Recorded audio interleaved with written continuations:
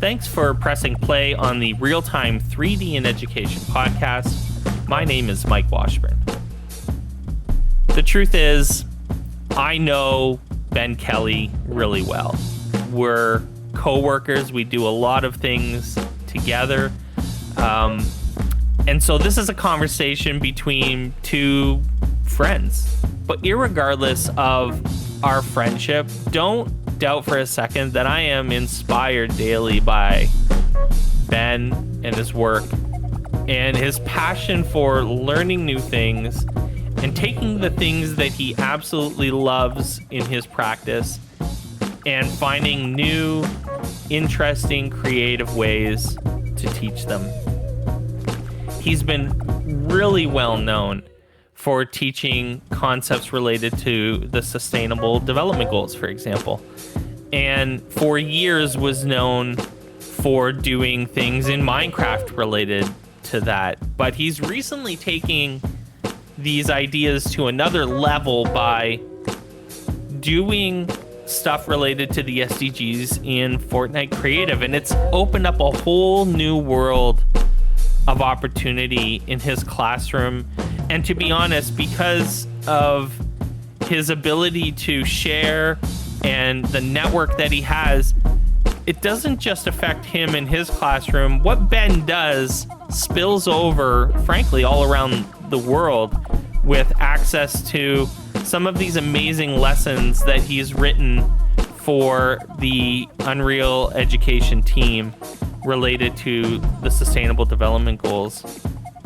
So I really hope you come away from this conversation inspired to take a look at some of those Unreal Education lesson plans that they have and seeing how you can use things like Fortnite Creative to teach topics related to the environment, to the Sustainable Development Goals.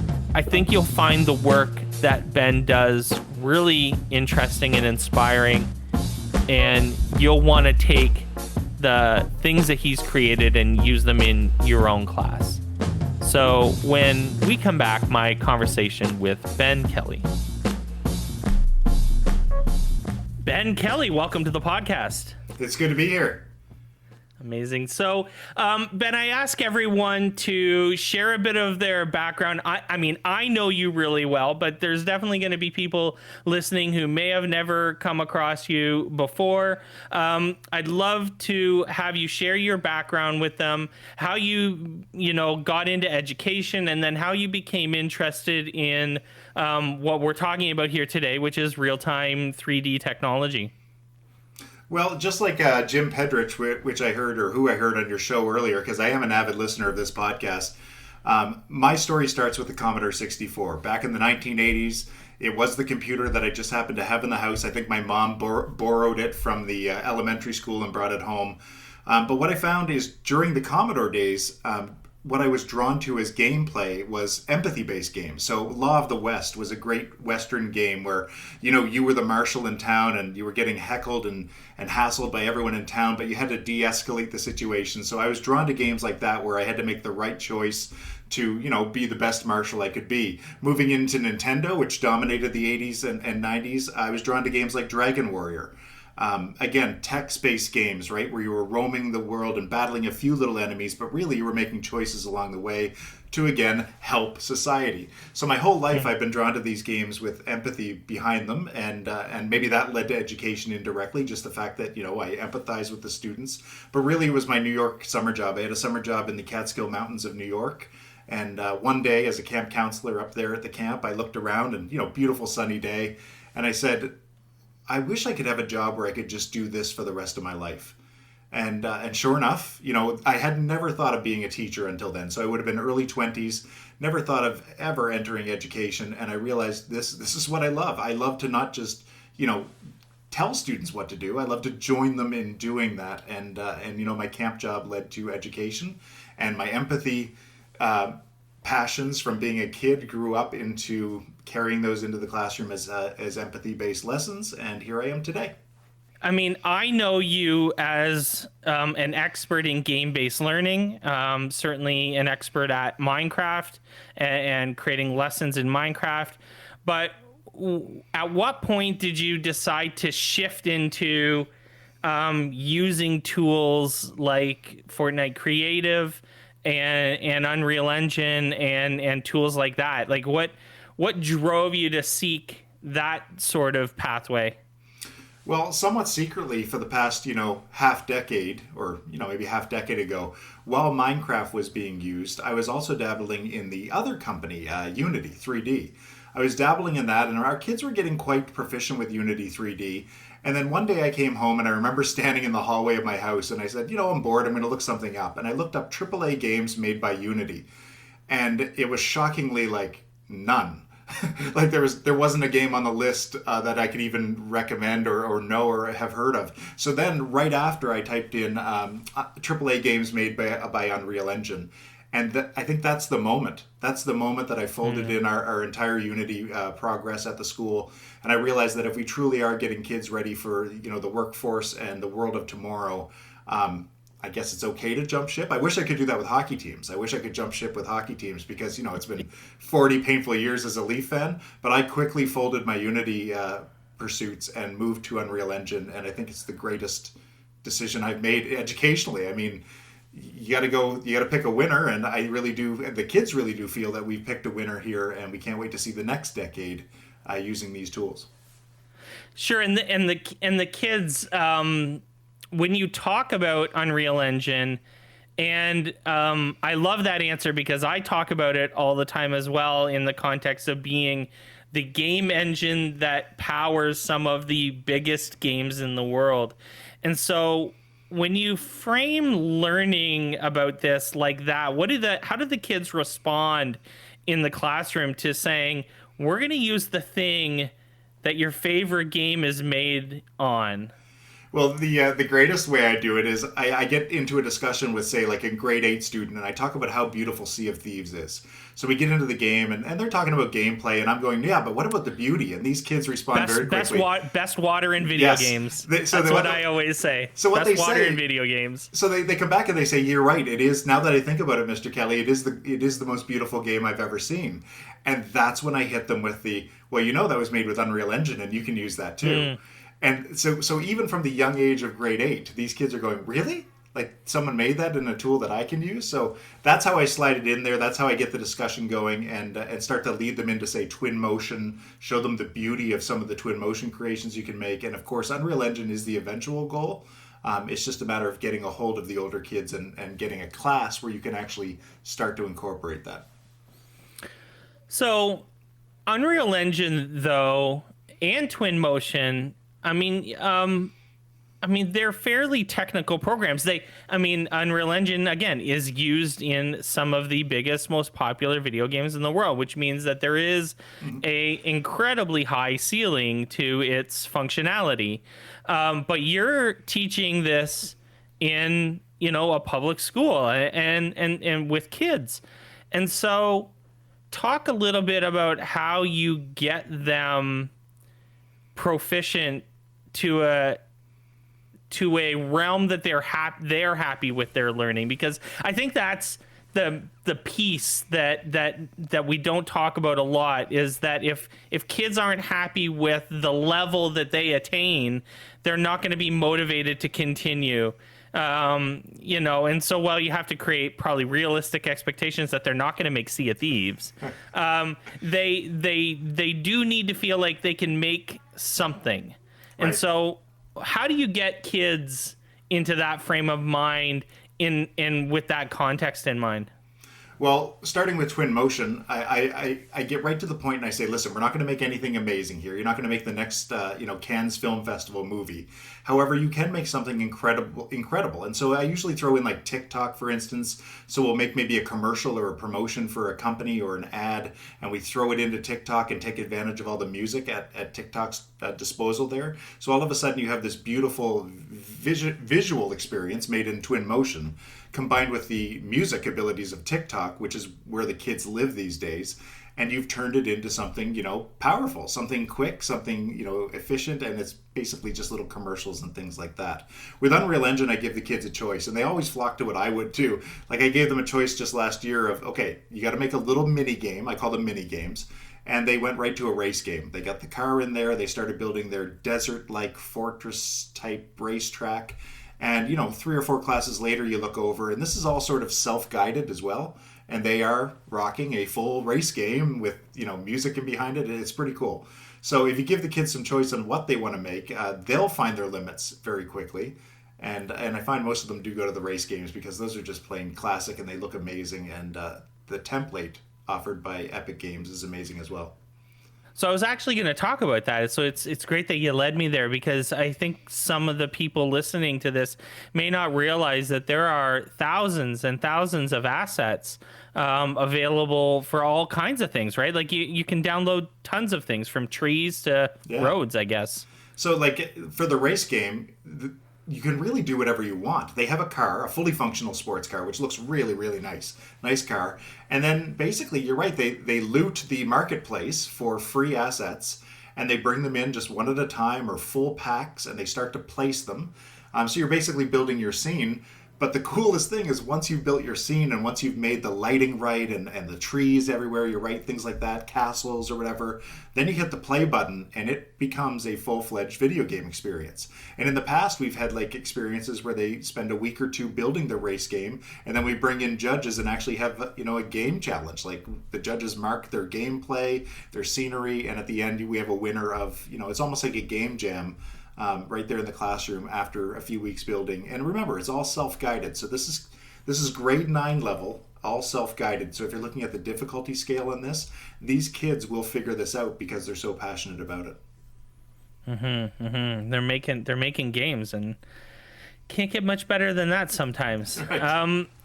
So you have a very long history with what's called the Sustainable Development Goals, and with teaching using them. You're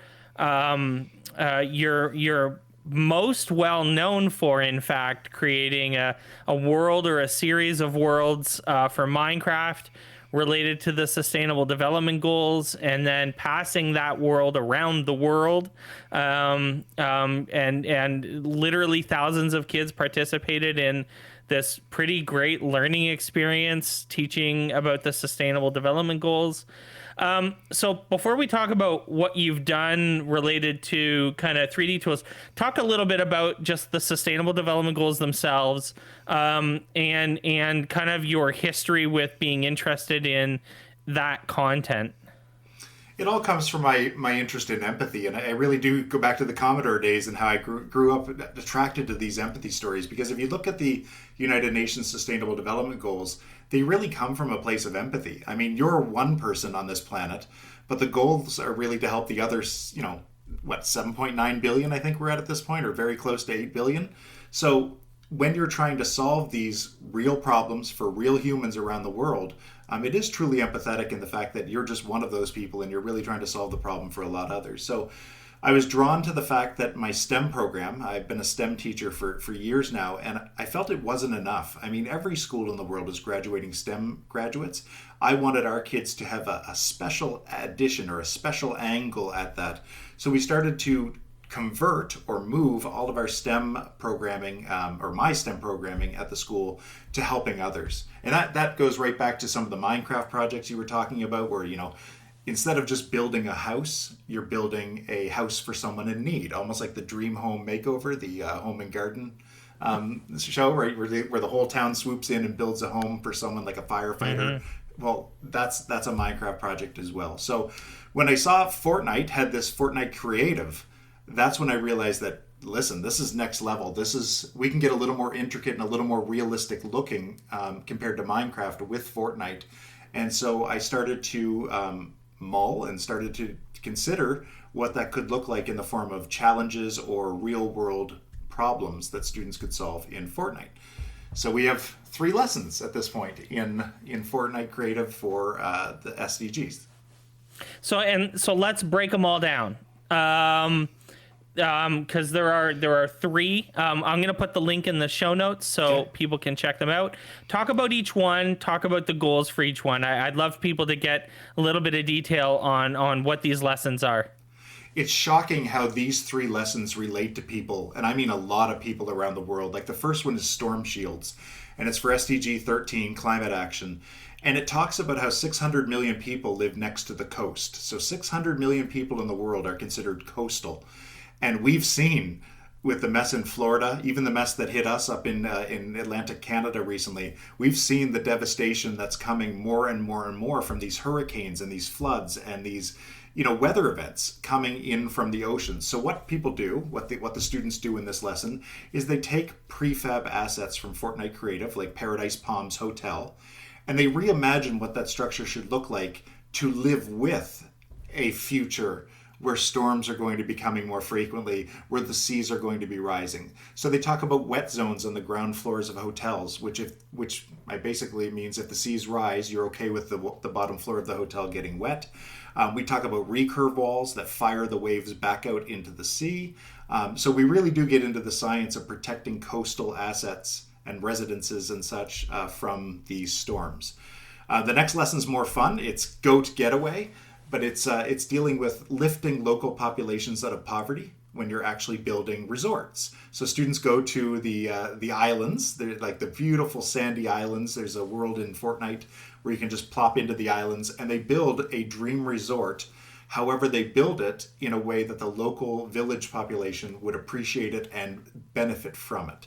So we're not just pirating these beautiful zones in the world, we're actually going in and working with the local populations to lift them out of poverty while we develop the greatest of all time getaways for vacations for the rest of the world. And then finally, the most recent one is Inclusion Island. It's near and dear to my heart. When my father was put in a wheelchair late in his life, we had to rip a side of our porch or our deck off the house and build a ramp. And from that idea, I realized that the goal, SDG 10, it deals with the movement and mobility of citizens in the future. So I realized that mobility meant, accessibility. We're talking about inclusion, accessibility. So in this lesson, students take prefabs from the gallery in Fortnite Creative, and they improve them. They make them more accessible, not just for people with mobility issues, but people who all of us in society. I know after I eat a big meal leaving a restaurant, I'd much rather go down a ramp than the steps. So all of these sort of improvements for mobility, for wheelchair people and disabled people, actually help the rest of society. And that's what I hope kids learn from this. They actually go in and retrofit bathrooms to make them a little more inviting to people with disabilities and mobility issues. And they do ramps on the exterior, and they really start to look at homes and buildings and residences and say, how can we make these more accessible? These are real life skills. Like that, for instance, is a skilled trade skill. So we're getting some of that stuff. We're getting the STEM, the skilled trades, the social studies into Fortnite Creative. And I think we've only scratched the surface with these 3 lessons. Not to mention just reminding people of the, environmental crisis and the importance of inclusion and empathy. It's really they're really great lessons. And so if you have access to Fortnite Creative and you're looking for something that teaches some of this stuff, you should absolutely take a look at this content that Ben created, because it is absolutely spectacular. And they've done a really good job of producing it, even like the cover images and all of that stuff. The assets related to it are phenomenal.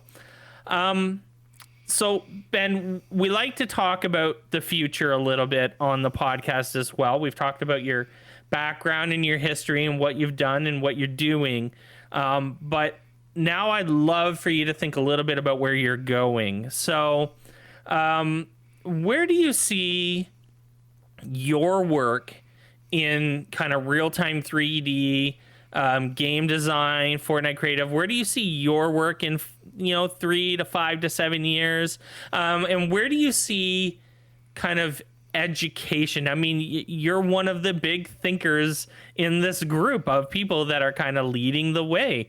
And so I think people would be interested in knowing where you see this world heading in terms of teachers teaching real-time 3D, teaching Unreal Engine, teaching Twinmotion, teaching Fortnite Creative in the classroom. Where are we going to be in 5 to 7 years? I think up until now, we've only seen the tip of the iceberg when it comes to games and game-based learning in class, interactive 3D in class. I mean, there's a lot of us, you're right, out there doing that now using Epic Games tools, Minecraft, things like that. But I think we're really going to see an explosion or at least an acceleration over the next decade. Games are coming.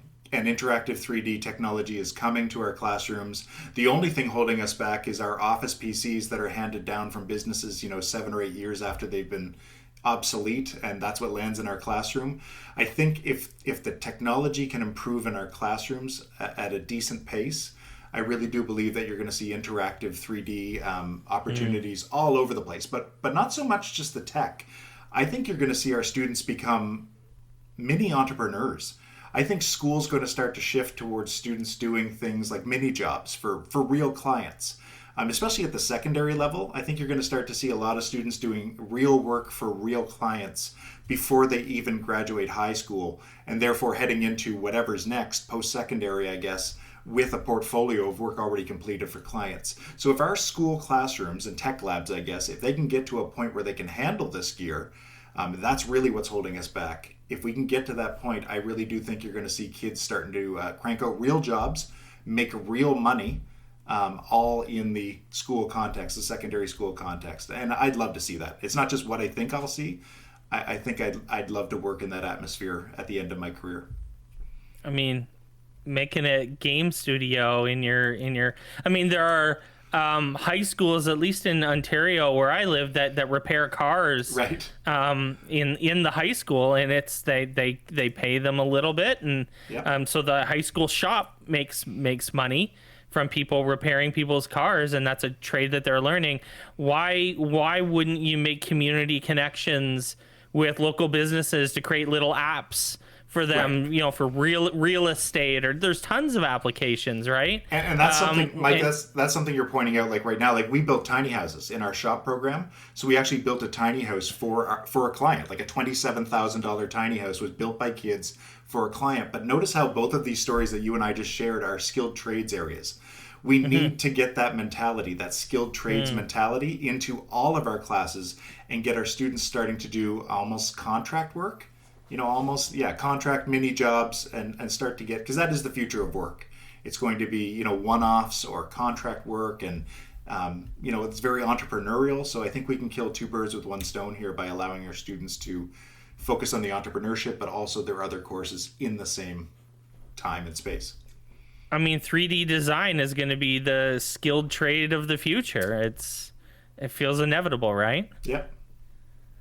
Well, there we go. Ben, this has been awesome. So many great ideas, so many great resources. Check out the show notes for the link to the SDG lessons.